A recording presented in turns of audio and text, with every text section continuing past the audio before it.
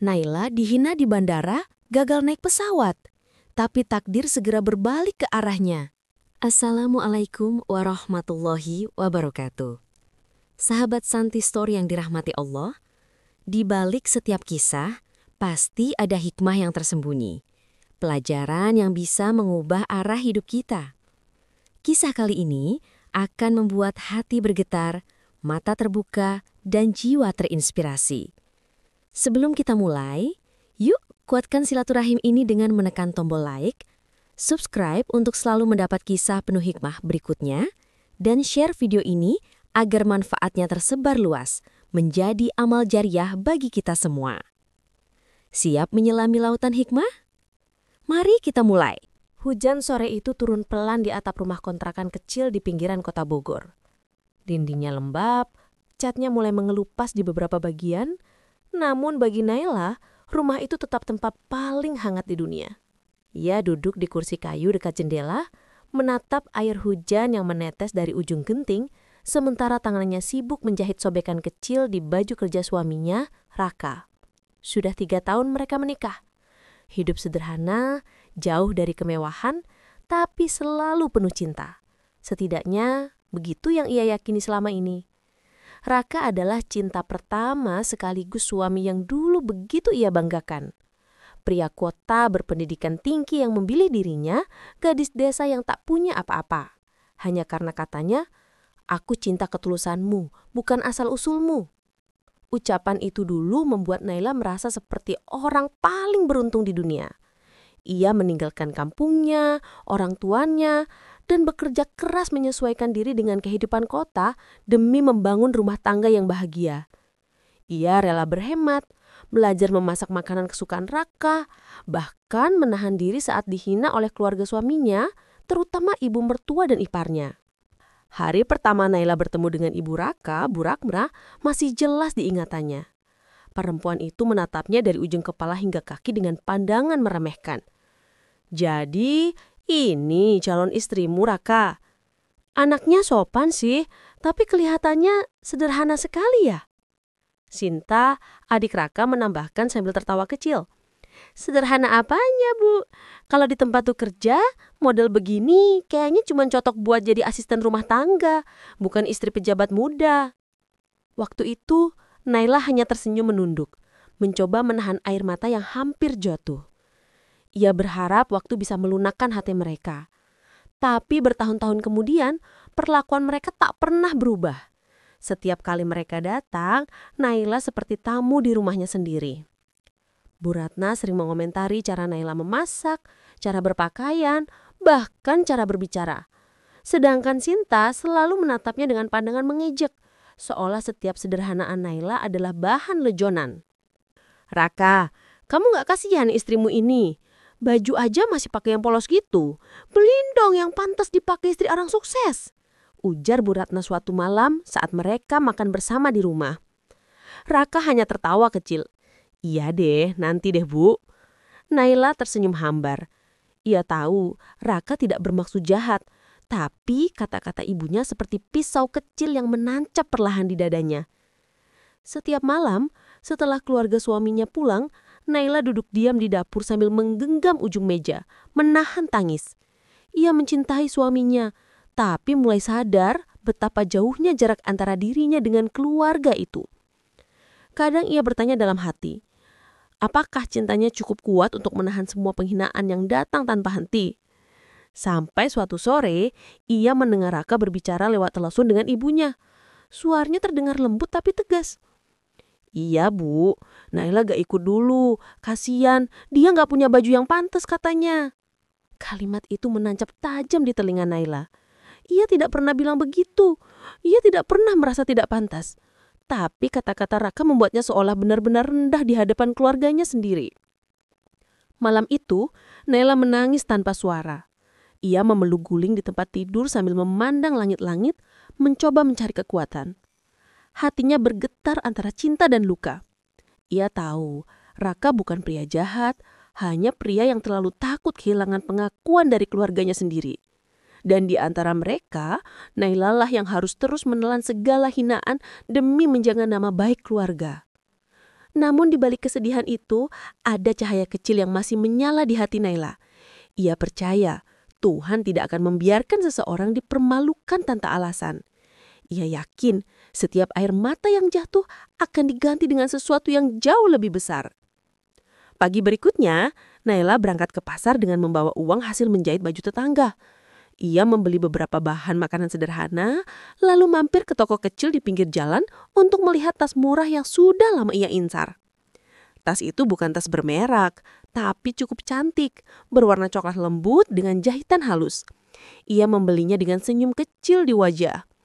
Tas itu nanti akan ia bawa ketika ikut perjalanan keluarga Raka keluar kota minggu depan. Ia ingin terlihat pantas, meskipun sederhana. Ia ingin membuktikan bahwa kesederhanaan tidak sama dengan kehinaan. Tapi di dalam hatinya ada rasa takut yang tidak bisa ia hilangkan. Bagaimana kalau mereka kembali menertawakannya? Bagaimana kalau ia kembali dipermalukan di depan banyak orang? Ia menatap langit yang cerah lalu berbisik lirih pada dirinya sendiri. "Gak apa-apa Naila, kamu gak perlu jadi siapa-siapa buat disukai mereka. Kamu cukup jadi dirimu sendiri, asal jangan berhenti berbuat baik."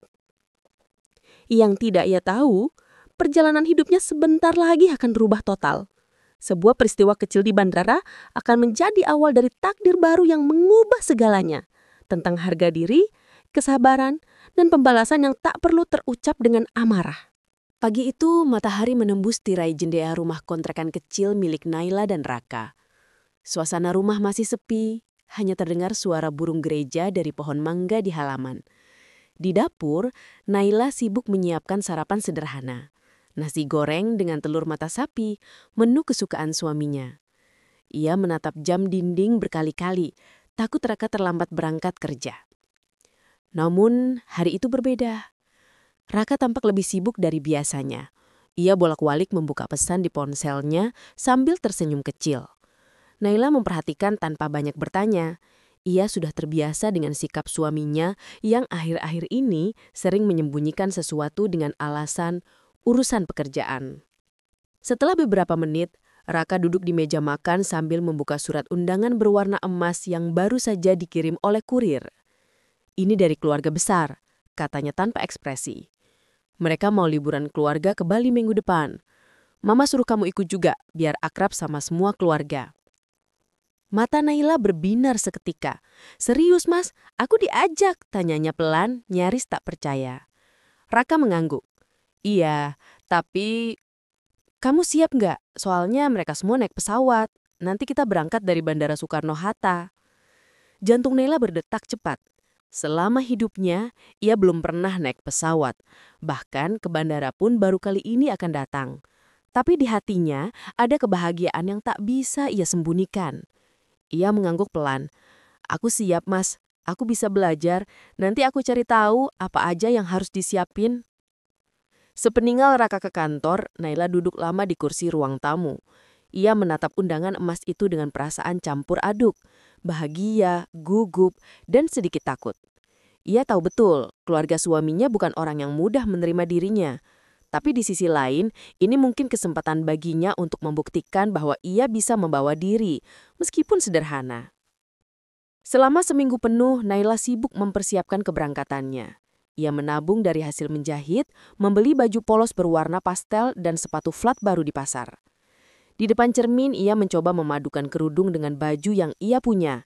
Setiap malam, ia berlatih menata koper agar terlihat rapi. Ia bahkan mencari video di YouTube tentang tata cara naik pesawat. Namun kebahagiaan itu perlahan pudar ketika satu malam, telepon dari mertua masuk. Suara Bu Ratno terdengar tajam seperti biasa. "Naila, kamu beneran mau ikut ke Bali?" "Iya Bu," kata Raka, "Mama yang minta saya ikut," jawab Naila hati-hati. Dengus Bu Ratna di ujung sana. "Kamu pikir liburan keluarga itu cuma buat jalan-jalan? Ini acara keluarga besar, semua orang penting hadir. Jangan sampai kamu bikin malu keluarga, ya?" Naila terdiam, menelan ludahnya pelan. "Kalau kamu nggak punya baju pantas nggak usah maksain ikut," lanjut Bu Ratna tanpa memberi kesempatan Naila bicara. "Nanti orang-orang salah paham, dikira anak kampung numpang naik pesawat." Tawa kecil terdengar dari latar belakang, suara itu jelas milik Sinta. Iya Bu, nanti Naila Nora lagi kalau disuruh duduk di bisnis kelas, takutnya malah dikira pramugari magang. Ucap Sinta sambil tertawa keras. Tawa itu menggema di telinga Naila, matanya mulai panas. Saya akan berpakaian rapi Bu, nggak akan bikin malu siapa-siapa, jawab Naila dengan suara gemetar. Terserah kamu, tapi kalau sampai bikin malu, jangan salahin kamu kalau kamu nggak diajak lagi. Kata Bu Ratna lalu menutup telepon dengan kasar. Naila terduduk lemas di ruang tamu. Telepon di tangannya bergetar, bukan karena sinyal, tapi karena tangannya sendiri yang gemetar menahan emosi. Ia tidak mengerti kenapa kebaikan selalu dianggap rendah. Malam itu Raka pulang agak larut. Wajahnya lelah, tapi masih sempat membuka ponsel sambil tertawa kecil membaca pesan dari grup keluarga. Naila menatapnya sejenak sebelum akhirnya berani bicara.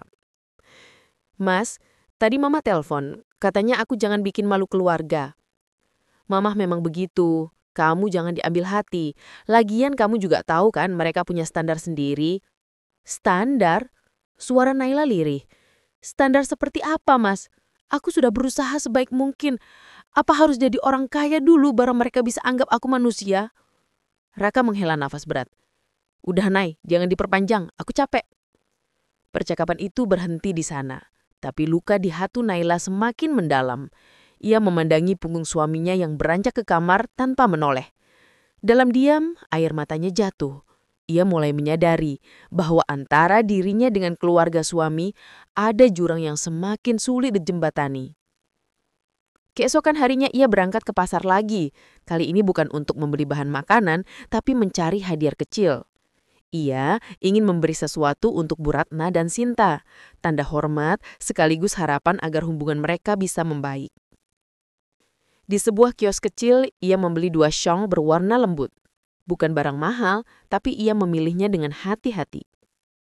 Namun tak lama setelah ia pulang, ponselnya kembali berdering, nomor itu milik Sinta. Kak Naila, suara Sinta terdengar riang tapi sinis. Mama cerita kamu mau kasih hadiah buat Cita ya? Wah, nggak usah repot deh, nanti dikira nyogok keluarga sendiri. Naila menatap lantai, suaranya bergetar. Aku cuma ingin baik-baik sama kalian. Tapi caranya bukan begitu, Kak. Kamu pikir barang pasar itu pantas buat Mama. Aduh, bener-bener polos deh. Telepon terputus dengan tawa yang menusuk. Naila memeluk 2 syal itu erat-erat, menatapnya lama seolah ingin meminta maaf karena tak semewah milik orang kota. Ia tahu apapun yang ia lakukan selalu salah di mata mereka. Namun, dalam hati kecilnya ia masih berusaha menenangkan diri. Ia ingin tetap ikut perjalanan itu, bukan untuk bersaing, tapi untuk belajar menghadapi ketidakadilan dengan kepala tegak. Ia ingin menunjukkan bahwa harga diri tidak ditentukan oleh pakaian atau uang, tapi oleh niat baik dan ketulusan hati. Beberapa hari kemudian Raka memberi kabar bahwa tiket sudah dipesan. Kamu berangkat duluan aja, Nay. Aku nyusul dari kantor. Mama dan Sinta juga udah di bandara nanti. Naila mengangguk pelan. Ia menyiapkan koper kecil berisi pakaian terbaik yang ia punya, menata semua dengan hati-hati. Di dadanya ada rasa cemas yang tak bisa ia sembunyikan. Ketika pagi keberangkatan tiba, ia memandangi bayangan dirinya di cermin 1 kali lagi. Ia tersenyum tipis, mencoba memberi semangat pada diri sendiri. Kamu cukup seperti ini, kamu gak kurang apa-apa. Yang tidak ia tahu, di ujung hari itu, bandara akan menjadi tempat di mana semua luka dan harga dirinya diuji habis-habisan. Sebuah panggilan telepon akan mengubah segalanya, bukan hanya tentang rasa malu, tapi juga tentang kekuatan seorang wanita yang selama ini mereka anggap tidak berharga.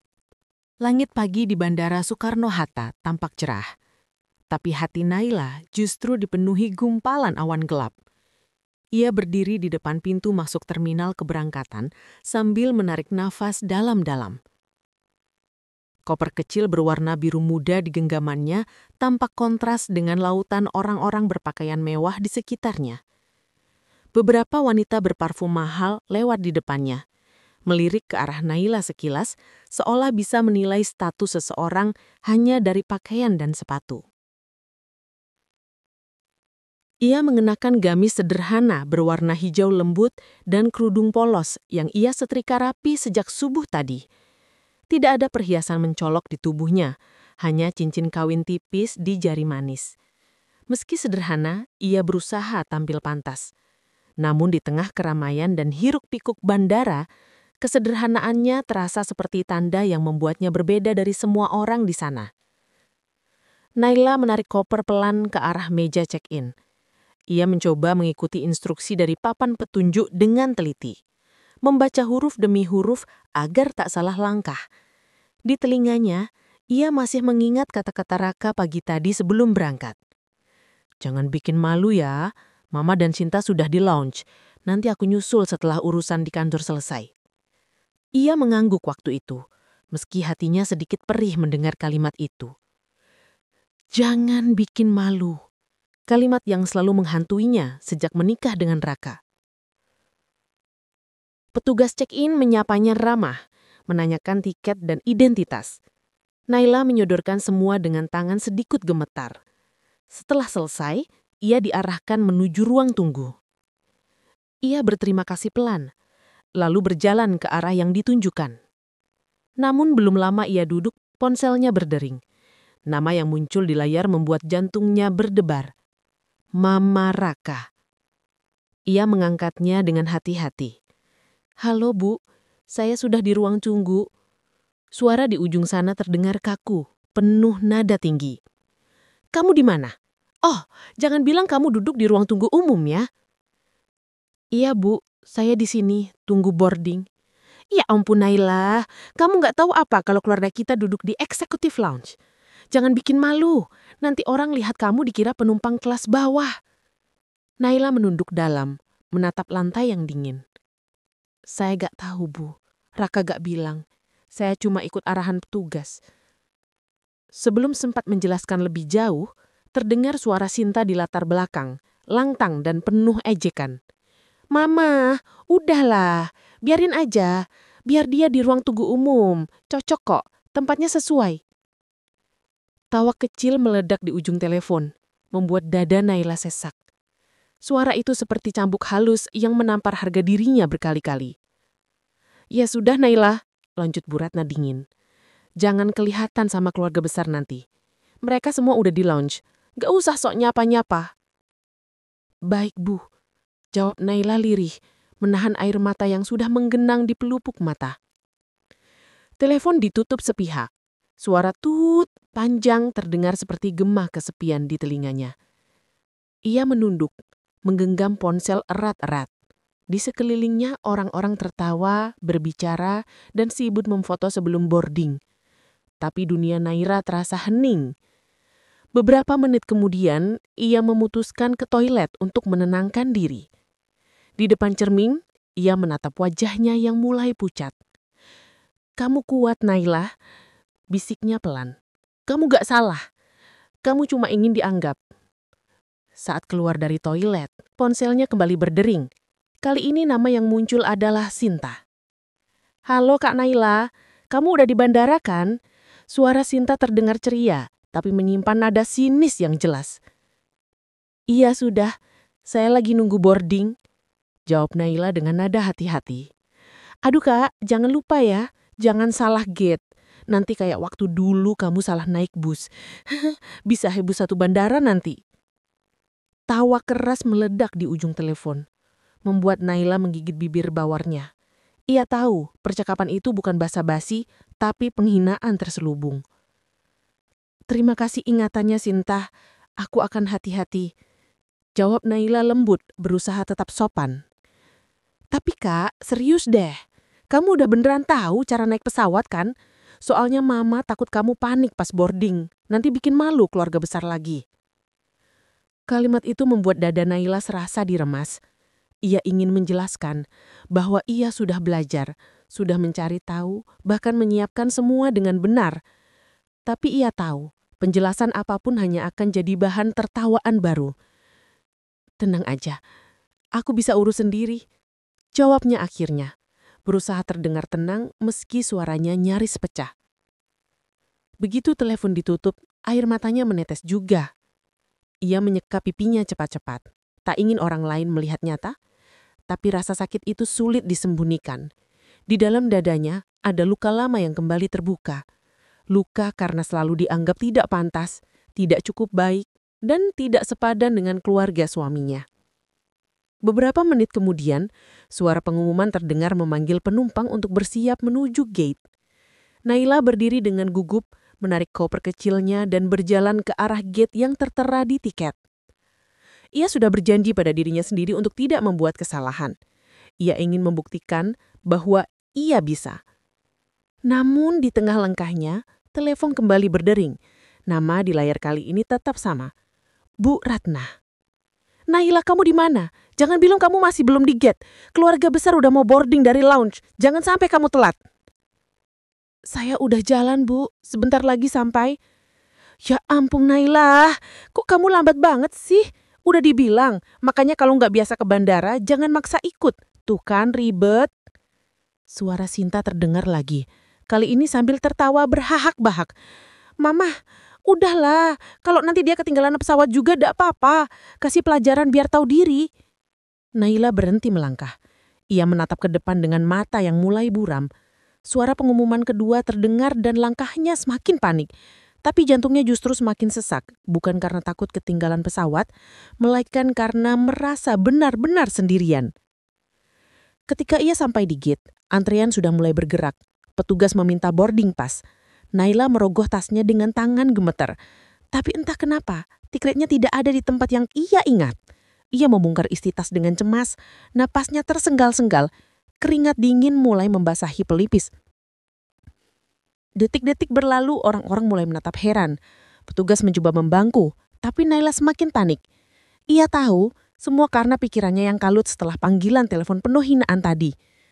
Ia akhirnya menemukan tiket itu. Terlipat di saku dalam, tapi sayang pintu sudah ditutup. Pesawat yang seharusnya ia naiki mulai bergerak di landasan. Naira berdiri kaku di depan jendela besar bandara, menatapnya dengan mata berkaca-kaca. Semua orang di dalam pesawat itu termasuk ibu mertua dan iparnya sudah berangkat, meninggalkannya di belakang dengan rasa malu dan kehancuran harga diri yang tak bisa dijelaskan dengan kata-kata. Ponselnya kembali berderin. Ia menjawab dengan suara parau. Kenapa, Naila? Suara Sinta terdengar santai di seberang. Ketinggalan ya? Aduh, lucu banget. Kampungan banget sih. Naila menatap keluar jendela tanpa menjawab. Suaranya tercekak, hatinya bergetar hebat. Di depan semua orang yang berlalu lalang, ia berdiri sendiri. Tubuhnya gemetar, tapi di balik matanya yang berair, ada sesuatu yang mulai berubah. Sebuah titik balik kecil yang perlahan menyalakan kembali api harga diri yang selama ini padam. Ia tidak tahu apa yang akan terjadi setelah ini. Tapi satu hal pasti, rasa sakit di bandara hari itu akan menjadi awal dari sebuah perjalanan yang tak akan pernah dilupakan oleh siapapun yang pernah meremehkannya. Langit di luar jendela Bandara Soekarno-Hatta tampak kelabu sore itu. Awan menggantung rendah, seolah menambah berat dada Naila yang sejak pagi sudah diselimuti rasa canggung dan gugup. Di tangannya, boarding pass sudah berlipat karena terlalu sering diremas. Ia berdiri di sudut ruang tunggu, menunduk, mencoba menenangkan diri sambil menatap layar ponselnya yang terus bergetar. Nama di layar itu membuat jantungnya berdegup cepat. Bu Ratna. Mertua. Naila menelan ludah. Tangannya gemetar saat menekan tombol hijau. Assalamualaikum, Bu. Ucapnya pelan, berusaha sopan meski nafasnya terasa sesak. Waalaikumsalam. Suara Bu Ratna terdengar lantang, namun bukan suara yang menyambut hangat.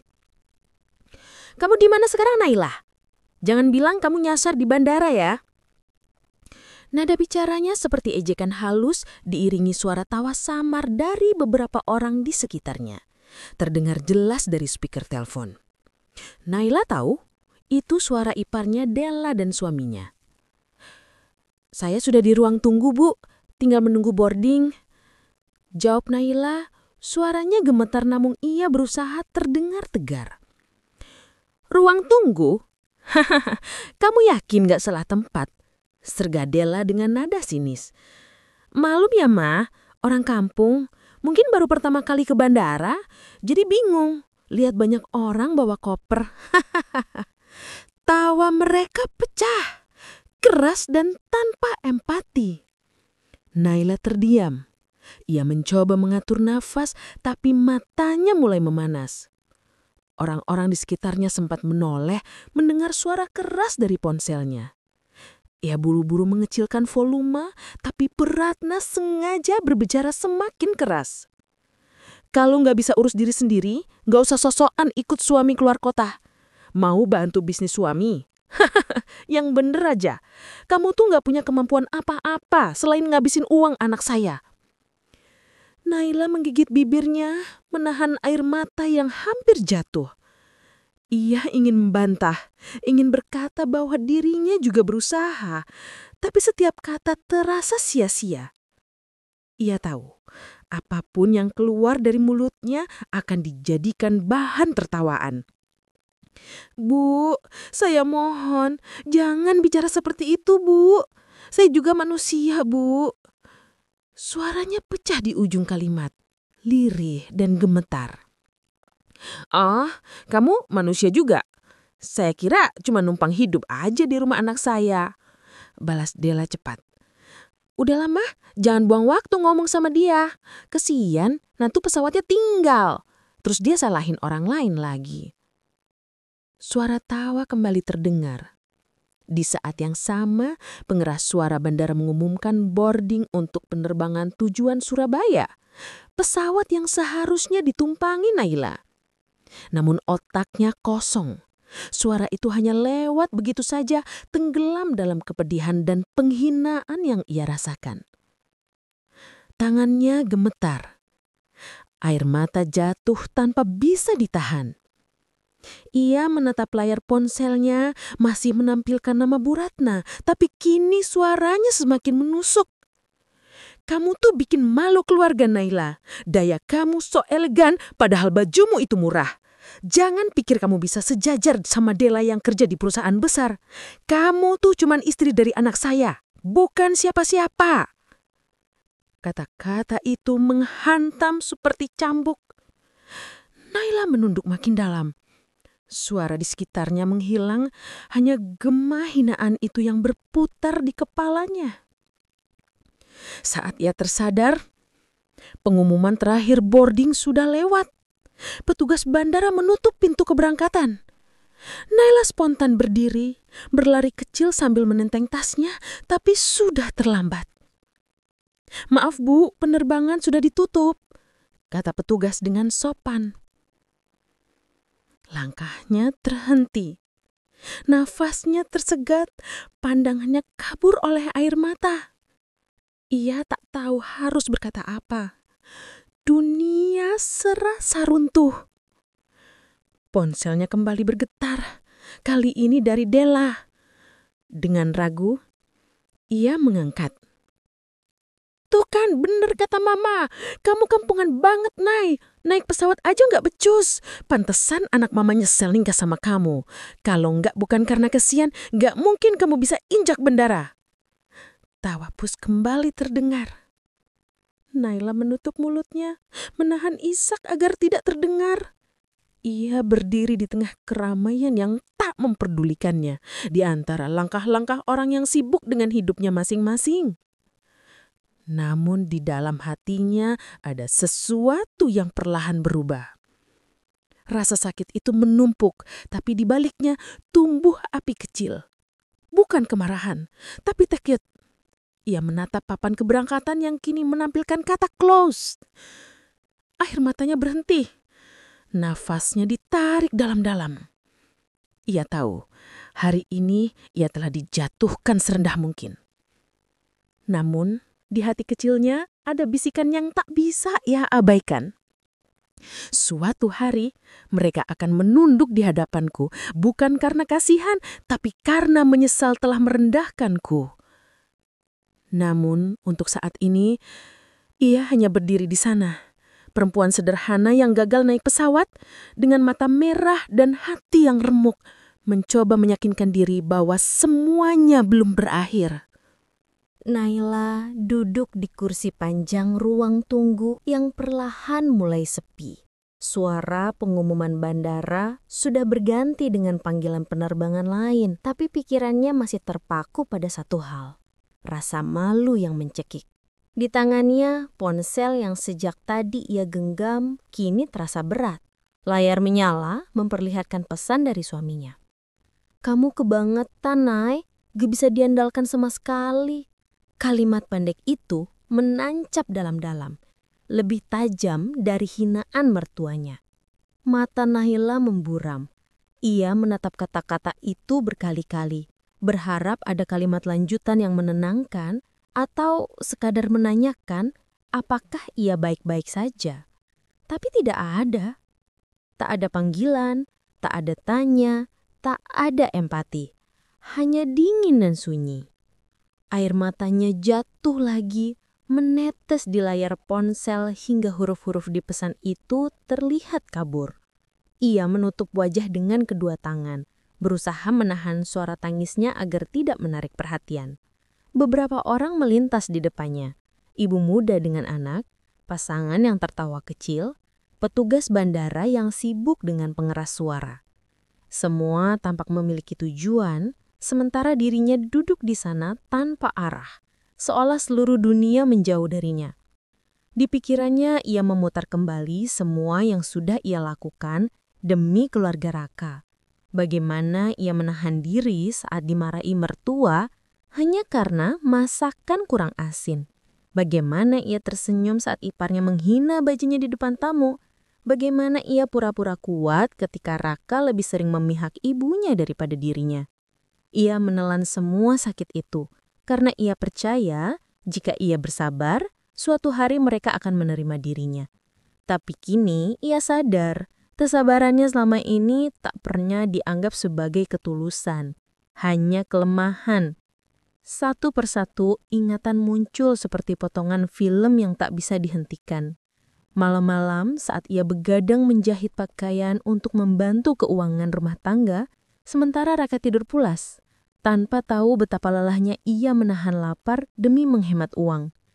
Hari-hari ia menahan air mata ketika melihat Della, iparnya, datang ke rumah dengan tas dan perhiasan baru, lalu menatap dirinya dari ujung kepala sampai kaki, seolah menilai harga dirinya lewat pakaian. Dan sekarang, setelah semua yang ia tahan, dunia seolah bersekongkol untuk menjatuhkannya di tempat paling ramai, paling menyakitkan, bandara. Tempat di mana semua orang bisa melihat betapa kecilnya ia. Tangannya yang gemetar meraih tas, menarik keluar selembar tiket yang kini tak berarti lagi. Ia menatapnya lama, lalu menutup matanya. Dalam keheningan itu, Naila merasa dadanya sesak. Bukan hanya karena penghinaan, tapi karena rasa tidak berguna yang menumpuk. Ia bertanya dalam hati, apa salahku sampai diperlakukan seperti ini? Tapi di tengah tangisnya yang tertahan, di dalam luka yang menganga, ada sesuatu yang pelan-pelan tumbuh. Rasa yang selama ini tak pernah ia biarkan hidup. Harga diri. Ia menatap bayangan dirinya di kaca besar di seberang ruang tunggu. Mata bengkak, wajah lelah, tapi di sana ada perempuan yang pernah mencoba sekuat tenaga untuk tetap berbuat baik. Dan tiba-tiba Naila merasa marah. Bukan pada mertuanya, bukan pada iparnya, tapi pada dirinya sendiri. Ia marah karena selama ini ia terlalu diam, terlalu takut, terlalu mengalah. Ia membiarkan orang lain menentukan siapa dirinya tanpa pernah berdiri untuk dirinya sendiri. Napasnya bergetar. Ia menggenggam tiket itu erat-erat hingga hampir robek. Di saat itu ponselnya kembali bergetar, kali ini panggilan dari Bu Ratna. Tapi Naila tidak mengangkat. Ia menatap layar itu lama, lalu menekan tombol blokir nomor ini.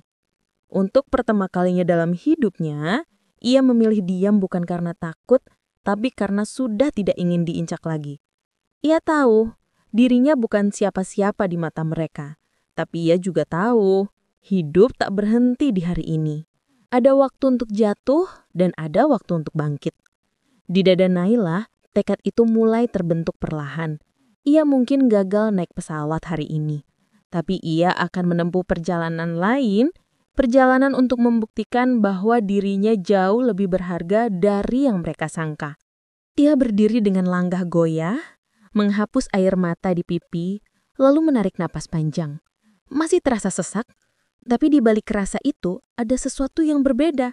Tenang yang baru, keberanian yang belum pernah ia rasakan sebelumnya. Dan di antara hiruk-pikuk suara bandara, Naila menatap langit di luar jendela. Ia berbisik pada dirinya sendiri dengan suara hampir tak terdengar. Mulai hari ini, aku akan berubah. Aku akan buat mereka menyesal sudah merendahkanku. Suara hatinya lirih, tapi pasti.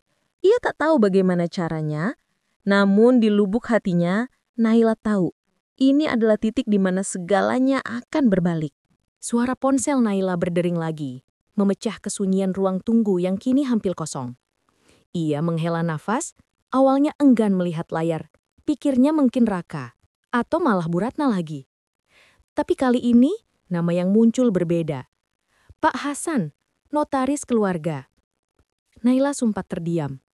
Nama itu terasa asing di tengah pikirannya yang kusut. Dengan ragu, ia menggeser tombol hijau. Assalamualaikum, dengan Ibu Naila, putri dari almarhumah Nurhayati. Suara seorang pria tua terdengar tenang dan berwibawa di seberang sana. Waalaikumsalam. Iya, betul. Saya Naila, Pak. Maaf, dengan siapa tadi? Tanyanya hati-hati. Saya Hasan, notaris yang dulu pernah mengurus aset keluarga kakek buyut ibu di daerah Jepara. Saya tahu kabar ini agak mendadak, tapi saya sudah berusaha mencari kontak ibu selama beberapa bulan terakhir. Naila mengerutkan dahi. Kakek buyut saya? Gumamnya lirih. Dalam benaknya muncul samar-samar kenangan masa kecil, rumah tua di desa, dengan halaman luas dan pohon mangga besar di depan. Tempat ibunya sering bercerita tentang masa lalu keluarga mereka yang dulu terpandang, tapi hancur karena perebutan warisan. Pak Hasan melanjutkan dengan suara serius namun lembut. Ibu, saya ingin menyampaikan sesuatu yang mungkin akan mengagetkan. Berdasarkan hasil sidang terakhir di pengadilan waris minggu lalu, seluruh aset peninggalan kakek buyut ibu, almarhum Haji Basir, akhirnya resmi jatuh kepada pewaris terakhir yang sah. Dan setelah pemeriksaan dokumen silsilah, nama ibu yang muncul sebagai penerima. Naila membeku di tempat. Apa maksud Bapak? Saya penerima warisan. Betul Bu Naila, warisan itu baru bisa dicairkan setelah proses hukum panjang karena banyak pihak yang dulu menuntut. Tapi kini semuanya sudah selesai. Kami hanya menunggu tanda tangan ibu untuk pengesahan akhir. Kami butuh ibu datang ke kantor kami di Jakarta Pusat hari ini juga, karena batas waktunya hanya sampai sore ini. Naila terdiam lama. Suara orang berlalu lalang di bandara terdengar jauh. Dalam kepalanya, kata-kata warisan besar bergema terus. Ia menatap tiket pesawat yang gagal ia gunakan. Kini terasa seperti simbol kegagalannya hari ini. Tapi mungkin, justru dari kegagalan itu, pintu lain terbuka. Maaf Pak Hasan, suaranya gemetar. Boleh saya tahu warisan apa yang dimaksud? Ada beberapa Bu, sebuah perusahaan travel haji dan umroh bernama Basir Tour and Travel, lalu beberapa properti di Surabaya, Jepara dan Jakarta. Semua sudah atas nama keluarga, tapi belum pernah dicairkan karena menunggu ahli waris yang sah. Dan setelah proses panja, ternyata ibu satu-satunya keturunan langsung yang tersisa. Naila menutup mulutnya, menahan nafas agar tidak terisak. Ia nyaris tak percaya dengan apa yang baru saja didengar. Dunia yang barusan runtuh di hadapannya, kini seolah bergeser arah. Pak Hasan, Ia tidak bisa melanjutkan kalimatnya. Suaranya patah. Saya pikir saya nggak punya siapa-siapa lagi. Ibu saya meninggal waktu saya masih kecil. Ayah juga sudah lama pergi. Saya bahkan nggak tahu kalau masih ada peninggalan keluarga. Pak Hasan terdengar tersenyum di ujung telepon. Mungkin memang sudah waktunya Bu Naila. Kadang Tuhan menunda sesuatu bukan karena dia lupa, tapi karena waktunya belum tepat. Kata-kata itu membuat Naila memejamkan mata. Ada rasa hangat yang tiba-tiba menyelinap di antara luka yang baru saja ia terima. Ia menghapus air mata yang masih membekas di pipinya. "Baik, Pak. Saya akan segera ke sana." Setelah menutup telepon, Naila menatap kelilingnya. Ruang tunggu yang tadi terasa begitu menyesakan kini terlihat berbeda. Cahaya sore dari jendela bandara menembus kaca, mengenai wajahnya yang masih lembab. Di dadanya ada perasaan campur aduk antara syok, haru, dan bingung. Ia berdiri, menenteng tas kecilnya. Langkahnya masih gemetar, tapi kali ini bukan karena takut, melainkan karena sesuatu yang mirip harapan mulai tumbuh. Langit di luar bandara mulai berubah warna. Jingga melembut mulai menyingkap ke labu. Naila berjalan keluar terminal, mencari taksi. Sepanjang perjalanan menuju Jakarta Pusat, pikirannya penuh dengan kenangan akan ibunya. Ia ingat betul bagaimana ibunya sering menatap langit sambil berkata, "Hidup kadang keras, Nak. Tapi kalau kamu tetap jujur dan sabar, rezeki yang tertahan pasti akan datang pada waktunya." Dan hari ini, seolah ucapan itu menjadi nyata. Mobil yang ia tumpangi melaju melewati gedung-gedung tinggi ibu kota. Di setiap lampu merah, Naila menatap pantuan dirinya di jendela mobil. Wajahnya yang masih lelah tapi matanya kini tak lagi kosong. Ia tidak tahu apa yang menunggunya di kantor notaris nanti. Tapi satu hal yang ia tahu pasti, hidupnya tidak lagi sama. Ia menggenggam erat ponselnya, menatap kontak yang masih tersimpan atas nama Bu Ratna dan Dela. Jemarinya berhenti di atas layar, menatap lama. Lalu, perlahan ia tersenyum tipis. "Aku tidak akan membalas mereka dengan kata-kata. Aku akan buat mereka lihat dengan mata kepala sendiri." Dan di antara riuhnya jalanan sore Jakarta, hati Naila bergetar. Bukan karena ketakutan, tapi karena sebuah permulaan baru yang tak pernah ia bayangkan sebelumnya telah menunggu di pintu. Langit sore di bandara tampak temaram. Suasana ramai penuh hiruk-pikuk, namun bagi Bu Ratna dan Sinta, waktu seakan berhenti. Mereka berdiri di depan counter check-in dengan wajah pucat dan mata membulat tak percaya. Suara petugas yang sebelumnya terdengar sopan, kini membuat jantung mereka berdegup kencang. "Mohon maaf, Bu, penerbangan atas nama keluarga Bima Wiratama dibatalkan langsung oleh pihak pemilik perusahaan. Kami mendapat instruksi dari direktur utama baru." Bu Ratna menegang. "Apa maksudnya dibatalkan? Kami sudah bayar tiket bisnis kelas. Kami pelanggan tetap di sini." Petugas hanya menunduk sopan sambil menyerahkan selembar surat elektronik yang sudah dicetak. Di bagian bawah tertera tanda tangan digital bertuliskan Direktur Utama Naila A. Pradipta. Sinta tercekat. Naila? Suaranya hampir tak keluar. Raka, yang sejak tadi sibuk dengan ponselnya, ikut maju dan membaca surat itu dengan wajah tak percaya. "Ini nggak mungkin. Naila, istriku, dia kan cuma ibu rumah tangga. Dari mana mungkin dia?" Namun, kalimatnya terhenti saat seorang petugas senior datang dengan sikap sangat hormat. "Permisi, Pak. Bu, mohon maaf sekali. Kami mendapat instruksi langsung untuk menunda semua penerbangan charter yang menggunakan nama Anda. Direktur utama kami sedang menuju area bandara. Beliau ingin bertemu." Bu Ratna hampir meledak. "Direktur utama? Siapa yang berani main-main seperti ini?"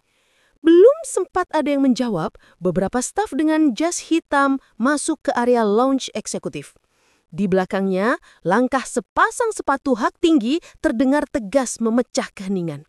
Semua kepala serentak menoleh. Naila muncul. Mengenakan setelan blazer putih gading, rambutnya disanggul rapi, wajahnya tenang namun berwibawa. Di sisi kanannya berdiri seorang pria berusia paruh baya, Pak Hasan, notaris yang sebelumnya menelponnya. Sementara dua staf dari perusahaan travel mengikuti di belakang sambil membawa berkas resmi. Tatapan Naila lurus ke arah keluarga Raka yang kini tampak kebingungan dan kehilangan arah. Ia berhenti tepat di hadapan mereka, mengangkat wajah dengan tenang. "Selamat sore, Bu Ratna, Mbak Sinta. Raka, saya dengar tadi penerbangan kalian bermasalah." Suara Naila terdengar berbeda. Tidak lagi gemetar seperti di telepon sebelumnya. Ada ketegasan, keanggunan, dan luka yang telah berubah menjadi kekuatan. Bu Ratna terpaku, tak bisa berkata-kata, wajahnya merah pada menahan malu. Beberapa penumpang di sekitar mulai memperhatikan. "Nah, Naila, kamu kerja di sini?" tanya Sinta kaget, suaranya bergetar. Naila tersenyum tipis. "Bukan kerja, Mbak. Saya pemilik perusahaan ini sekarang." Ia mengangkat map dari tangannya dan menyerahkan kepada petugas lounge. "Mulai hari ini, semua operasional penerbangan di bawah PT Pradipta Skyline resmi atas nama saya." Pak Hasan ikut menimpali dengan nada sopan. Benar, Bu Naila adalah ahli waris sah, sekaligus direktur utama baru setelah akta perubahan kepemilikan disahkan pagi ini. Raka menelan ludah. "Tunggu, Naila, ini apa maksudnya? Kamu?" Naila menatapnya datar. "Aku hanya mengikuti pesan terakhir kakekku. Mungkin takdir memang memilih hari ini untuk membalik keadaan." Keheningan terasa menyesakkan. Bu Ratna menunduk, wajahnya menegang. Ia mulai sadar betapa kejam ucapannya di telepon tadi siang. Semua kalimat hinaan yang keluar dari mulutnya kini memantul balik seperti cambuk ke wajahnya sendiri. Sementara itu, staf bandara lain datang menghampiri Naila dengan hormat, menyerahkan berkas untuk ditandatangani. "Bu Direktur, apakah penerbangan charter nomor 071 tetap dibatalkan atau ingin dijadwalkan ulang?" Naila menatap sejenak ke arah keluarga Raka, lalu menjawab pelan namun tegas. "Batalkan saja. Saya rasa mereka perlu waktu untuk belajar menghargai seseorang, bukan menertawakannya." Raka menatap Naila dengan mata berkaca-kaca, namun Naila hanya menunduk sedikit, tanda ia tak ingin melanjutkan percakapan. Beberapa orang di sekitar mulai berbisik-bisik, mencoba memahami apa yang baru saja terjadi. Seorang penumpang berbisik pada rekannya, "Itu ibu muda yang tadi diejek mereka kan? Ternyata dia pemilik perusahaan." Bu Ratna tak sanggup menatap siapapun. Ia merasa seluruh harga dirinya runtuh di depan publik. Naila melangkah pergi dengan langkah tenang. Setiap langkahnya seolah menyisakan gema kebanggaan dan luka yang telah berubah jadi kebangkitan. Ia tahu ini baru permulaan dari jalan panjang pembuktiannya. Di belakang, Raka masih terpaku menatap sosok yang dulu sering ia remehkan. Di matanya kini hanya tersisa penyesalan dan kebingungan. Namun, Naila tak menoleh lagi. Ia terus berjalan dengan sorot mata yang jauh berbeda dari pagi tadi. Bukan lagi mata seorang wanita yang hancur, melainkan mata seorang wanita yang baru saja menemukan dirinya kembali. Langit sore di bandara tampak temaram. Suasana ramai penuh hiruk-pikuk, namun bagi Bu Ratna dan Sinta, waktu seakan berhenti. Mereka berdiri di depan counter check-in dengan wajah pucat dan mata membulat tak percaya. Suara petugas yang sebelumnya terdengar sopan, kini membuat jantung mereka berdegup kencang. "Mohon maaf, Bu, penerbangan atas nama keluarga Bima Wiratama dibatalkan langsung oleh pihak pemilik perusahaan. Kami mendapat instruksi dari direktur utama baru." Bu Ratna menegang. "Apa maksudnya dibatalkan? Kami sudah bayar tiket bisnis kelas. Kami pelanggan tetap di sini." Petugas hanya menunduk sopan sambil menyerahkan selembar surat elektronik yang sudah dicetak. Di bagian bawah tertera tanda tangan digital bertuliskan Direktur Utama Naila A. Pradipta. Sinta tercekat. Naila? Suaranya hampir tak keluar. Raka, yang sejak tadi sibuk dengan ponselnya, ikut maju dan membaca surat itu dengan wajah tak percaya. "Ini nggak mungkin. Naila istriku, dia kan cuma ibu rumah tangga. Dari mana mungkin dia?" Namun kalimatnya terhenti saat seorang petugas senior datang dengan sikap sangat hormat. "Permisi Pak, Bu, mohon maaf sekali. Kami mendapat instruksi langsung untuk menunda semua penerbangan charter yang menggunakan nama Anda. Direktur utama kami sedang menuju area bandara. Beliau ingin bertemu." Bu Ratna hampir meledak. "Direktur utama? Siapa yang berani main-main seperti ini?" Belum sempat ada yang menjawab, beberapa staf dengan jas hitam masuk ke area lounge eksekutif. Di belakangnya, langkah sepasang sepatu hak tinggi terdengar tegas memecah keheningan. Semua kepala serentak menoleh. Naila muncul. Mengenakan setelan blazer putih gading, rambutnya disanggul rapi, wajahnya tenang namun berwibawa. Di sisi kanannya berdiri seorang pria berusia paruh baya, Pak Hasan, notaris yang sebelumnya menelponnya. Sementara 2 staf dari perusahaan travel mengikuti di belakang sambil membawa berkas resmi. Tatapan Naila lurus ke arah keluarga Raka yang kini tampak kebingungan dan kehilangan arah. Ia berhenti tepat di hadapan mereka, mengangkat wajah dengan tenang. "Selamat sore, Bu Ratna, Mbak Sinta. Raka, saya dengar tadi penerbangan kalian bermasalah." Suara Naila terdengar berbeda. Tidak lagi gemetar seperti di telepon sebelumnya. Ada ketegasan, keanggunan, dan luka yang telah berubah menjadi kekuatan. Bu Ratna terpaku, tak bisa berkata-kata. Wajahnya merah pada menahan malu. Beberapa penumpang di sekitar mulai memperhatikan. Naila, kamu kerja di sini?" tanya Sinta kaget, suaranya bergetar. Naila tersenyum tipis. "Bukan kerja, Mbak. Saya pemilik perusahaan ini sekarang."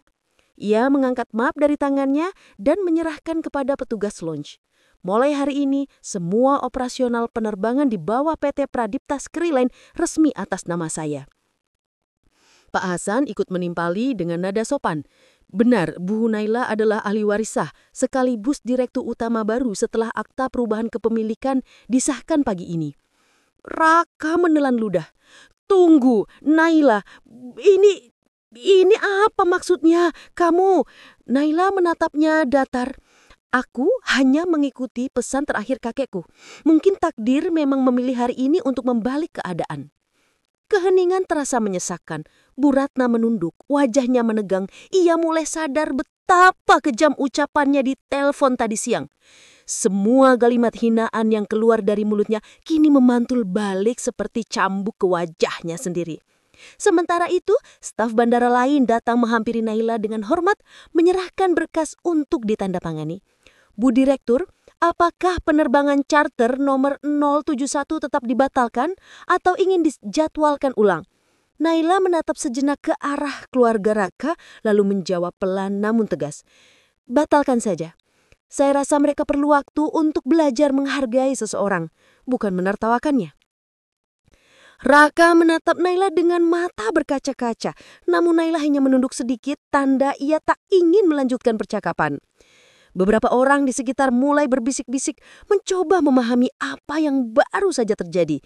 Seorang penumpang berbisik pada rekannya, "Itu ibu muda yang tadi diejek mereka kan? Ternyata dia pemilik perusahaan." Bu Ratna tak sanggup menatap siapapun. Ia merasa seluruh harga dirinya runtuh di depan publik. Naila melangkah pergi dengan langkah tenang. Setiap langkahnya seolah menyisakan gema kebanggaan dan luka yang telah berubah jadi kebangkitan. Ia tahu ini baru permulaan dari jalan panjang pembuktiannya. Di belakang, Raka masih terpaku menatap sosok yang dulu sering ia remehkan. Di matanya kini hanya tersisa penyesalan dan kebingungan. Namun, Naila tak menoleh lagi. Ia terus berjalan dengan sorot mata yang jauh berbeda dari pagi tadi. Bukan lagi mata seorang wanita yang hancur, melainkan mata seorang wanita yang baru saja menemukan dirinya kembali. Suasana di bandara mendadak berubah hening ketika Naila melangkah melewati lorong utama terminal VIP. Cahaya sore yang menembus kaca besar di belakangnya menyorot siluet tubuhnya, memantulkan aura tenang namun berwibawa. Setiap langkahnya teratur. Setiap gerakannya penuh kendali. Sangat berbeda dari sosok perempuan yang tadi pagi gemetar menahan air mata di pojok ruang tunggu. Di sisi lain, Bu Ratna dan Sinta berdiri kaku. Wajah mereka benar-benar pucat, seolah darah berhenti mengalir di tubuh. Raka hanya bisa menunduk. Matanya tak berani menatap ke arah Naila yang kini lewat di depan mereka dengan staf perusahaan dan petugas bandara yang membungkuk hormat. "Selamat siang, Bu Naila. Semua sudah kami atur, Bu.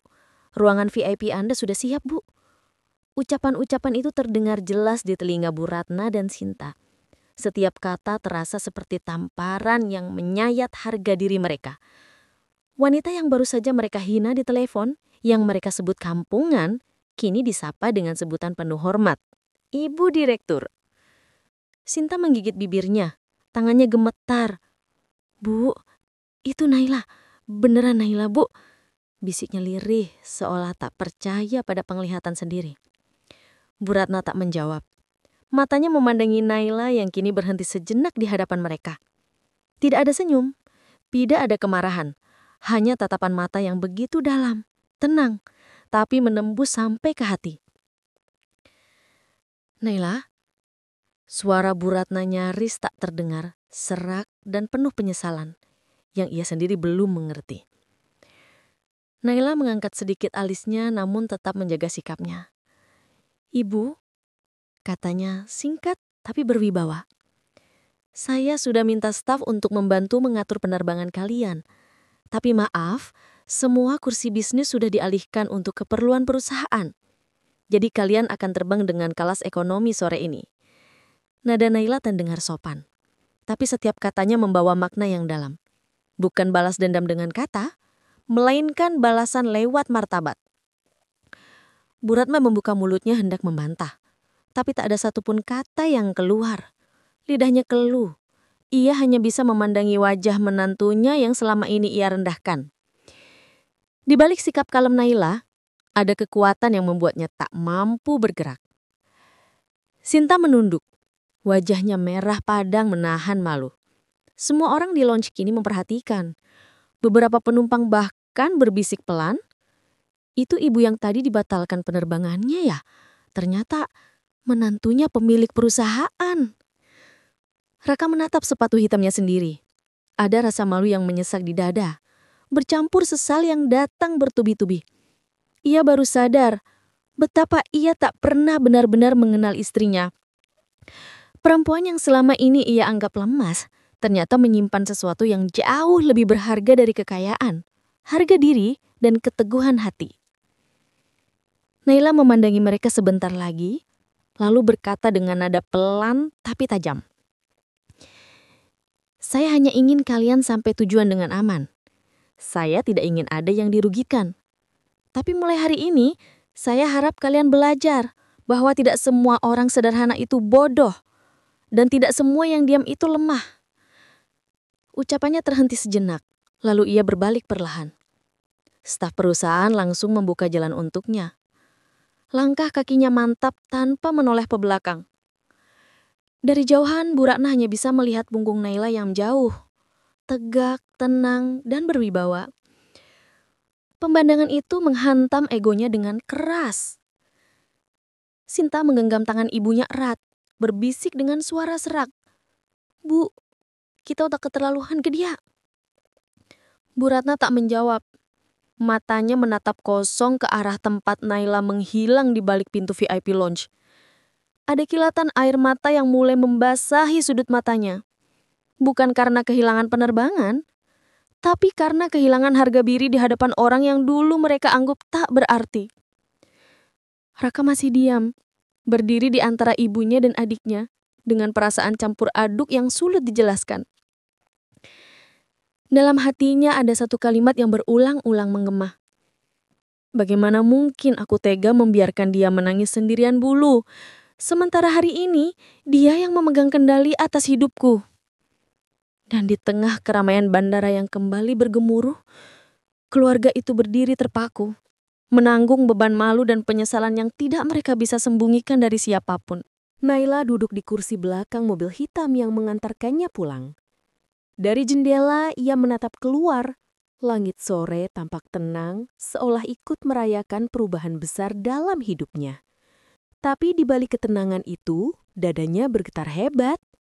Semua yang terjadi hari ini masih terasa seperti mimpi. Pagi tadi, ia dihina, diremehkan, dipermalukan di depan banyak orang.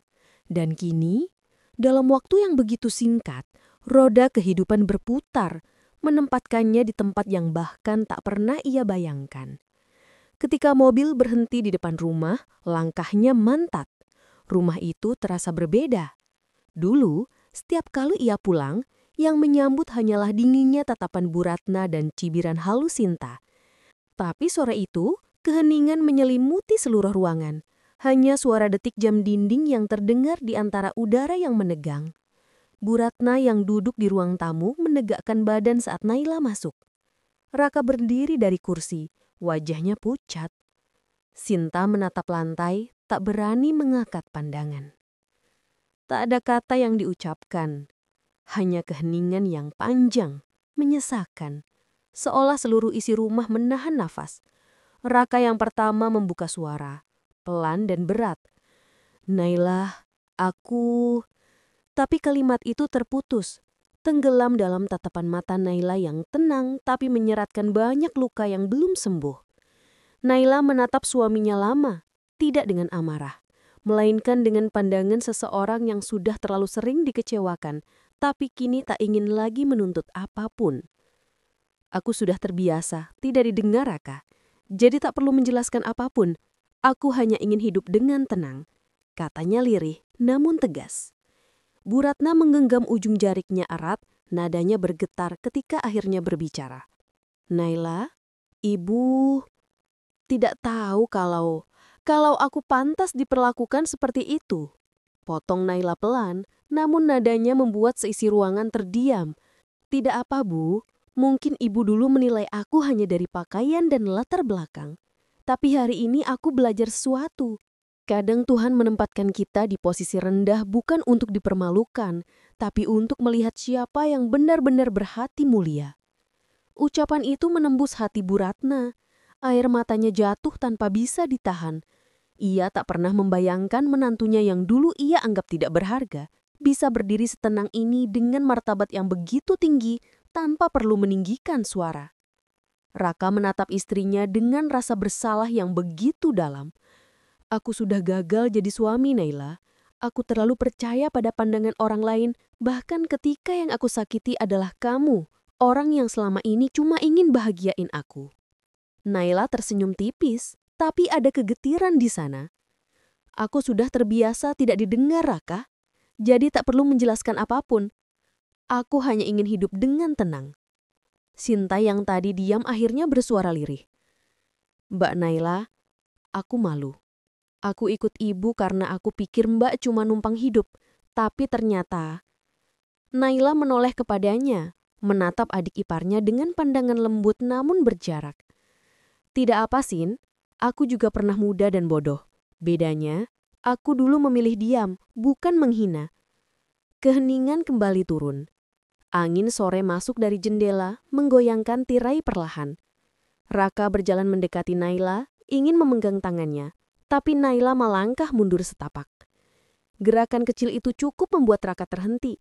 Ada batas yang kini jelas terbentuk di antara mereka, bukan karena kebencian, tapi karena luka yang terlalu dalam untuk segera disembuhkan. "Mulai sekarang," ucap Naila pelan, "aku tidak ingin lagi jadi beban di rumah ini. Aku akan urus hidup sendiri. Aku ingin berdiri dengan caraku.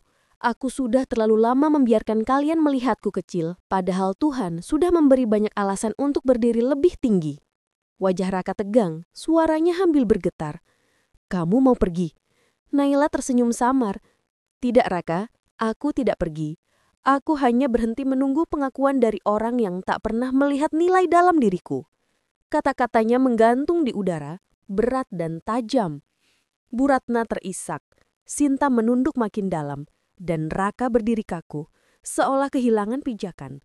Dunia mereka yang dulu tampak sempurna kini benar-benar runtuh, hanya karena satu hal yang selama ini mereka abaikan, hati seorang perempuan yang tulus. Naila berjalan menuju kamar tanpa menoleh lagi. Setiap langkahnya terasa ringan, tapi penuh makna. Untuk pertama kalinya dalam hidupnya, ia merasa kuat bukan karena kekayaan atau jabatan, melainkan karena ia memilih untuk tidak lagi menyerahkan harga dirinya pada penilaian orang lain. Dari balik pintu kamar yang perlahan tertutup, terdengar helaan nafas panjang. Naila berdiri di depan cermin, menatap bayangannya sendiri. Sosok yang sama, tapi dengan sorot mata yang jauh berbeda. Di cermin itu ia melihat awal dari bab baru dalam hidupnya, bukan balas dendam yang ia bawa, melainkan pembuktian.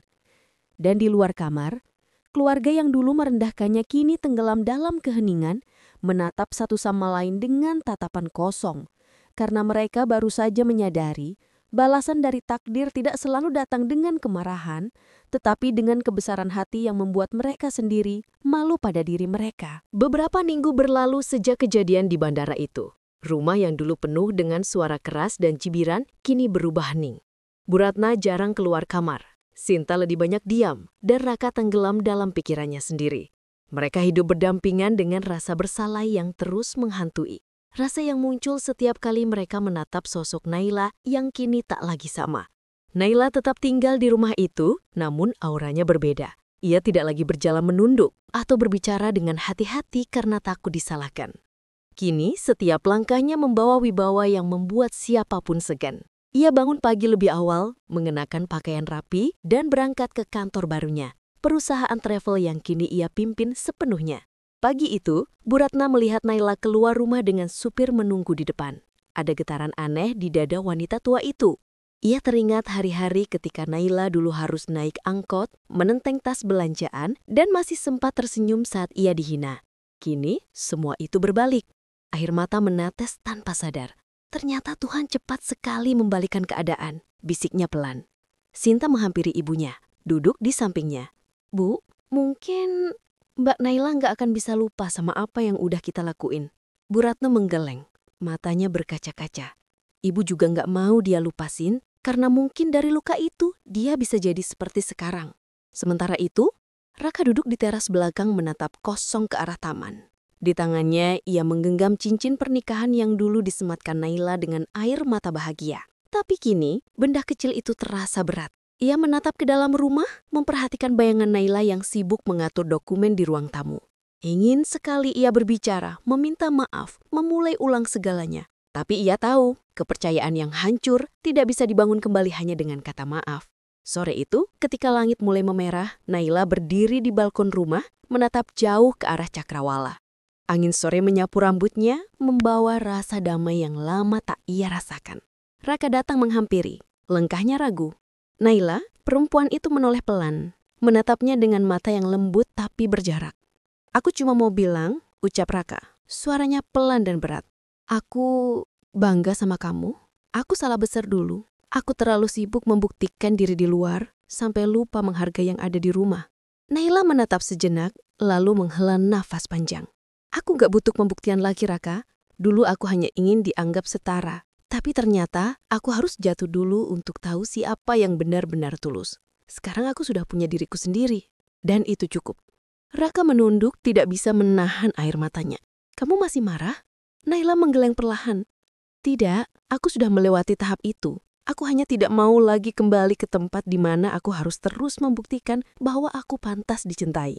Haming kembali. Hanya suara Ani dan burung-burung yang pulang ke sarang. Di dalam hati Raka, ada sesuatu yang runtuh perlahan. Kesombongan, gengsi, dan semua hal yang dulu ia banggakan. Ia sadar yang membuat Naila kuat bukanlah kekayaan yang ia terima, tapi luka yang ia ubah menjadi kekuatan. Hari berganti minggu, Naila semakin dikenal sebagai sosok inspiratif di perusahaan barunya. Ia memperluas bisnis travelnya, membuka cabang baru, dan mempekerjakan banyak ibu rumah tangga yang dulu senasib dengannya untuk berdiri kembali. Bukan dengan amarah, tapi dengan keyakinan bahwa mereka berharga. Suatu pagi ia menerima pesan singkat dari Bu Ratna. Terima kasih nak, sudah membuka mata ibu. Ibu belajar banyak darimu. Maafkan ibu yang dulu buta oleh gengsi. Naila tersenyum kecil membaca pesan itu. Matanya hangat. Ia tahu meskipun luka masa lalu belum sepenuhnya hilang, pengampunan adalah bentuk kemenangan terbesar. Ia menatap cermin di hadapannya, melihat bayangan perempuan yang dulu menangis di bandara, kini berdiri tegap, berani, dan berharga. Dalam hati, Naila berbisik pelan, "Terima kasih Tuhan, karena telah menempatkanku di posisi yang rendah dulu, supaya aku belajar cara berdiri tanpa menjatuhkan orang lain." Ia lalu melangkah keluar rumah, menatap dunia dengan senyum tulus yang baru. Kadang, hidup tidak memberi kita keadilan secepat yang kita harapkan. Kita dihina, diremehkan, bahkan dijatuhkan oleh orang-orang yang seharusnya melindungi. Tapi di sanalah Tuhan sedang bekerja, membentuk hati, menguji sabar, dan menyiapkan waktu yang tepat untuk membalas tanpa dendam. Balasan takdir tidak selalu datang dalam bentuk kekalahan orang lain. Terkadang balasan itu datang ketika kita mampu tersenyum tanpa rasa sakit lagi, berdiri tanpa membenci siapapun, dan memaafkan tanpa perlu dilihat kuat. Dan itulah yang dialami Naila, perempuan yang dulu dipandang rendah, tapi justru menjadi cermin bahwa kemuliaan sejati lahir dari ketulusan dan kesabaran. Bukan dari darah bangsawan, bukan dari harta, tapi dari hati yang tak pernah menyerah untuk tetap baik meski disakiti.